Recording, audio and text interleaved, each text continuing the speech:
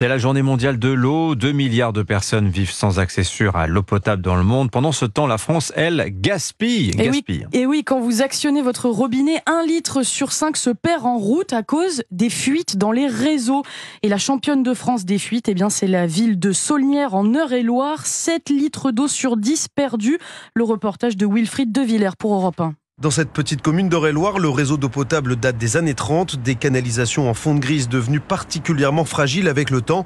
Amandine Pontieux est directrice des cycles de l'eau de l'agglomération du Pays de Dreux. La moindre vibration sur la voirie et un mouvement de sol peut venir décaler le réseau. On observe des déboîtements ou des micro-cassures qui génèrent des pertes d'eau sur le réseau. Ces fuites, Christian Albert, le maire de Saulnières, assure qu'il tente de les repérer depuis des années, mais rien n'y fait. Moi, ça me tourmente beaucoup. On a déjà fait des recherches de fuite il y a 2 ans et on n'a pas amélioré notre rendement d'eau. Une solution, la rénovation complète du réseau d'eau potable, c'est la compétence de l'agglomération.